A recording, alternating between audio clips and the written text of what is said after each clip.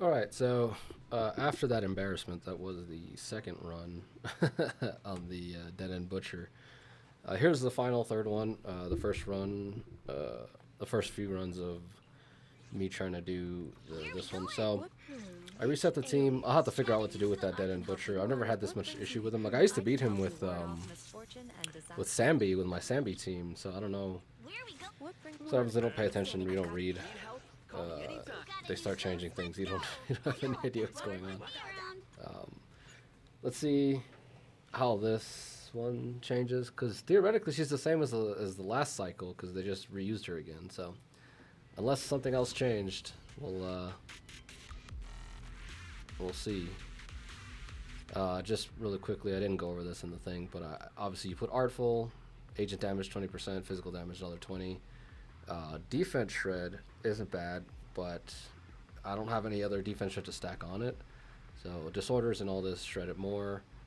Anomaly.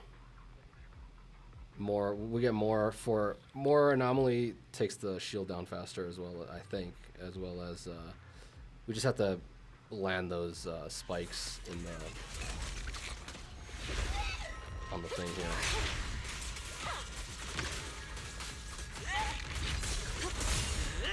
I missed the counter there. Found your weakness.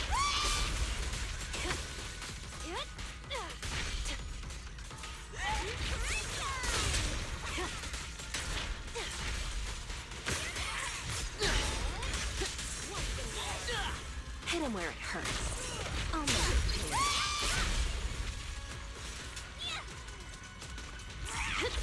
That's why you never want to switch into her.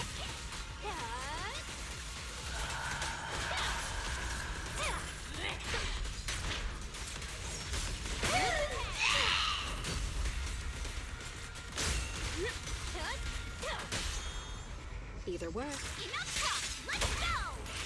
Normally I like to chain cancel with this, but every so often you miss Now, every so often you you're miss the prey. the opportunity to. Keep attacking.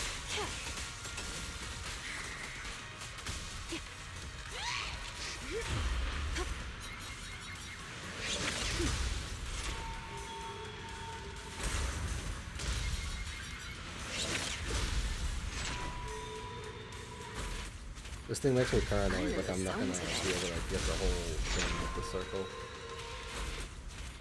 Jane makes it so easy. Go away. The fact that she has 3 dodges. Like, I would get hit so many times if I only had, you know, X amount of dodges. Only 2. The fact that she has 3 makes it so much easier. Found your weakness. Let's make Game. Time to rotate.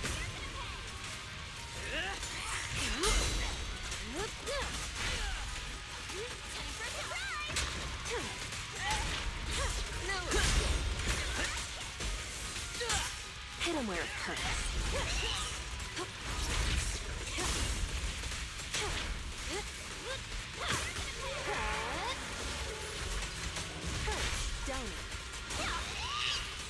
There we go. Let's see if I can get it now. So normally you just do that into this, and then you do this into another thing. And this gives her 2 Salcho jumps in the same chain. Especially because Seth's chain attack is like just straight up trash. I don't know how else to describe it. Like everything Seth does is actually just terrible in terms of like, not how do I describe it? It's hard to get into it, but a lot of his moves are just not worth using. Like his ult is only good because it takes my average shield off really well, but it's not useful in this fight.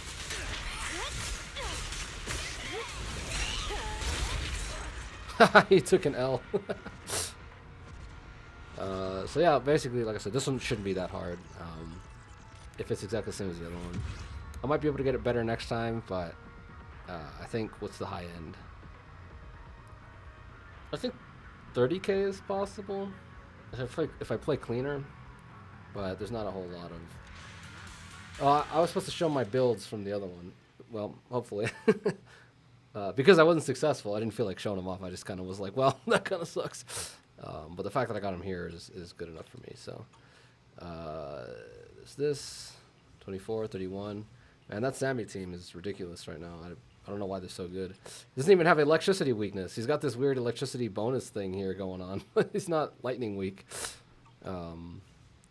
She is phys weak, and she's physical anomaly weak, and all this other stuff, and my score's not that great on her. But let's go take a look at my Jane build. Where are we going? Which alias should I use this time? Yeah, so just my mastery's kind of low. The attack is kind of high. I'll have to go reconfigure what's going on, why she doesn't turn out as well. Don't pay attention to these skill ups. I just gave them to her because she's Jane. Eventually, I'd like to get these all maxed out just to just to flex on people, just to invest into Jane. But you don't need to upgrade any of these very much because she's an anomaly unit. This is the build I have on her.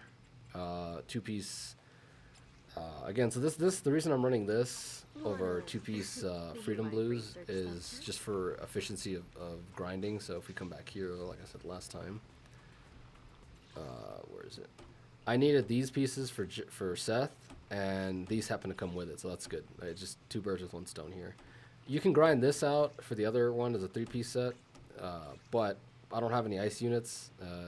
I don't use polar metal anyway, so that's a big no. But back to the build.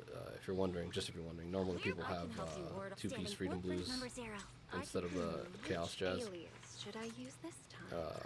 Again, this gear is kind of scuffed. Only 1 roll here, 2 rolls into Anomaly, 1 roll into Anomaly. Obviously, this one's just this one. What you want here is attack percentage substat somewhere on here, and that's about it. 2 here, attack percentage. Obviously, I kind of want physical damage here, but it's grinding for these pieces. I haven't gotten anything halfway decent, so this is kind of what I'm stuck with. And then again here, 1 anomaly roll plus 30% attacks. This is why her attack stat is so high. Normally, I can swap this out for this, and then I'm still over 420, and my anomaly mastery is a lot better. But it just helps speed wise. I'm just gonna go try this out real quick. Let's just give it another shot. We got it so fast that might as well. Let's see if I can tell a difference between the two, because it is a lot of anomaly mastery we're missing. But I kind of feel like a higher damage number is probably better than more frequent ones, especially because Yuzuha gets you so close. But because I'm not rubbing up against the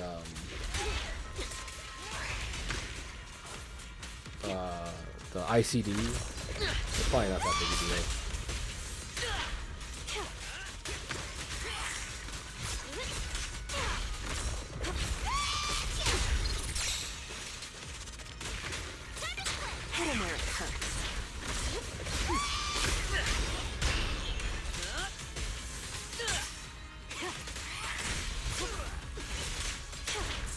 I'll make it painless.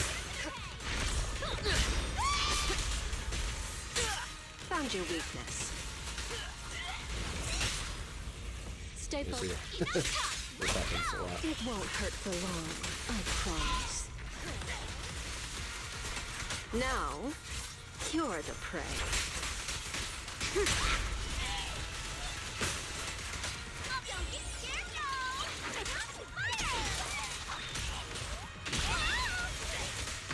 Careful.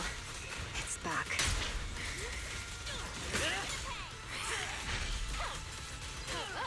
Let's make this quick. Oh, I didn't have passion state there.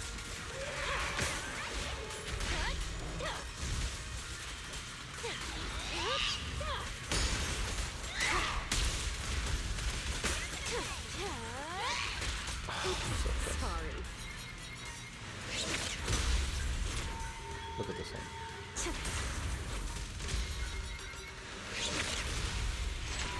I'm in the zone today. It really helps with my OCD when they're all on a neat, they're on a neat line like that. Not lying, but you know what I mean? Like they're all close enough to each other that like. No, my poor Bang Boo, look at him. It's not my fault. The game didn't let me bring you with me.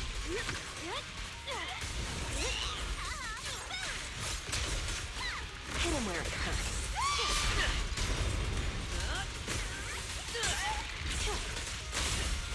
I'll make it painless. Here's a taste of the abyss. I need passion state. Oh, I got it just in time. You see that? Pro strats right there, man.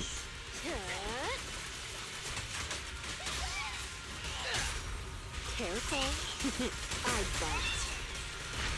Yeah, see, we're kind of pushing up against the ICD. Find your weakness.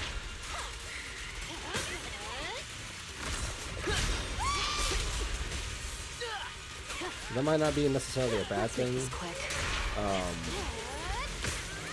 It seems like we're doing a lot better than last time.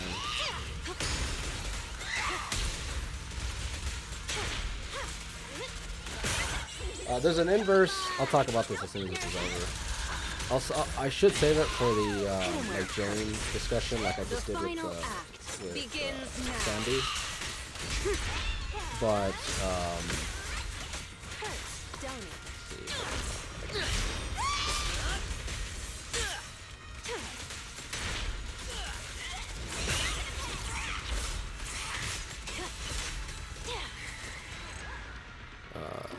so anyway, anomaly proficiency or anomaly mastery is kind of good on Jane, even though you're running Yuzuha and she stacks up a lot of anomaly mastery. It ended up being a lot better. Because of how the calculation works, Yuzuha, her little candy thing, when you see that like candy stuff popping off of the enemy, that status effect, that doesn't contribute to it. So that basically counts as Jane doing it. The problem is some of Yuzuha's moves do inflict anomaly buildup on the enemy. Like, I think her ult, her EX special, I think her umbrella. So the longer it takes for you to build up anomaly with Jane, the more chances Yuzuha has within that bar to inflict her anomaly onto the bar. And she steals anomaly from Jane because Yuzuha, her anomaly isn't going to hit as hard. You have to kind of go into it's a whole explanation thing. But anyway, the point being, for those of you who understand what I'm saying, the fact that Jane has so much AP on her build means that you want her to build up anomaly on the bar as quickly as possible. So there's less time for her to build up anomaly on the bar so that when the anomaly triggers, it ends up being actually bigger. That's why the numbers didn't seem, even though I swapped this off, I don't know if you noticed, but a lot of those numbers didn't seem a lot different than when I had this on, even though this is 30, an entire 30 more attack percentage, right? And another AP roll. So yeah, that's kind of one of the reasons why it turns out that way, is because you still want Jane to have enough anomaly proficiency to outpace any Yuzuha contributions to the anomaly buildup so that she just pops them faster. Fortunately, as it turns out, we're not rubbing up against the ICD as much, so anomaly mastery can still stay here. If you're running a triple, team, that might be kind of an issue. Like if you're running her with Alice and Yuzuha, that might be kind of an issue. But yeah, so yeah, I mean that's basically everything. Like I said, just a quick overview of first attempt there. This one's a lot easier. I was warmed up, not warmed up per se, but like in the sense that because we had just fought this one and I had practiced a whole lot on her the last rotation. Now that she's here again, I kind of know her moveset and I know how to play around her. So, and Jane, obviously, she's a really kind of intuitive, and she's like the one character I have most practice on. So any first attempts with Jane usually end up being better. I guess the Den and Butcher wasn't so bad. It's just that the numbers aren't there, and I gotta go figure out what's going on over there. You know, unfortunately, Jane, I'm using up Jane here, which means that she won't be available for this. What this does let me do though is we'll do this. Something, yeah, we'll do that. Now that Jane's thing is out of the way, I can replace Pan's weapon with Seth's weapon, which gives everybody more days. So we stun faster and she gets more damage, and then I'll have to figure out what's up with her build if anybody wants to have I guess, yeah, I should show the build off here because I didn't show it in the last one. Not that it makes much of a difference, but This is her current build. Yeah, I need to get more crit chance on her, but that's as good as it's going to get for now. I do need to upgrade this, but I only have 2 hamster cages, and there's more important things. And this is her build. Again, crit damage is, I prefer it, especially when she scales with health and sheer damage or whatever. This can be pretty replaced. Anyway, so this is kind of the main thing. The reason I don't mind having so little crit chance is because 43 here plus another 20 is already 63. And then that's not including the crit chance you get from here, which is stacks up 3, so crit rate is 12. So 63 plus 12 is, what, 75? So she's at 75% crit chance, which, again, you want to keep a 2-to-1 ratio. 75 times 2 is going to be a 150-ish. So in the grand scheme, she's fine. Who else here? Pan. This is my stats for Pan. Pan is easy to build. You don't want to level. I leveled this up. I'm not going to use the hamster cage on this, but this is just the only thing he does. His job is just to come in and do this. You can level this up if you want, but the thing is, leveling this up only gets you like basically nothing, and you never use his ult anyway, unless you're fighting against miasma. But that leveling this up won't affect the miasma shield anyway. How much it takes off the miasma shield. But yeah, if you want to take it off faster, you ult it. His build is easy. You just run attack percentage and attack percentage because you need to get his attack stat up to 3,000 or more to get his full bonus for Yishuan. So yeah, attack. Substats don't matter. It's just whatever I had. Substats do matter on these pieces because you do need attack percentage rolls. And lastly is energy regen, again, because his only job is to sit here and EX special as often as possible. So that's what the whole 2-piece for. And lastly, we have Pulchra here. Her job is just to... My build on her is fluctuating a lot. She has 57% crit chance. One of her Mindscapes gives her 10%, so she has about 67, so almost 70. Her skills, I actually hamstered these two because this one gives out so much. How do I look at the so much days multiplier? It's like 1,500 days on just an ult, which is ridiculous. Most people's bars it drops like half to a third. It's crazy. But yeah, this is her build. Just Shockstar 2-piece, King of the Summit 4-piece, crit rate. As much crit rate as like basically. Obviously, you just have to get over 50, but I kind of have some pretty decent rolls, so we try to get her over. Crit rate here, physical damage bonus here, energy regen here. I'm still working on this, debating whether or not I give her impact. But because the thing I keep forgetting about this is that this actually needs you to use her EX special, so she has to get impact or energy from somewhere to spam out her EX specials to keep this buff up. There's no way to tell when this buff is running out. There's no meter up there, which is really annoying. It lasts for 15 seconds, but you can't ask me to keep track of 15 seconds constantly, right? So it's just better to be safe than sorry and have some energy to make sure she can spam it out as often as possible.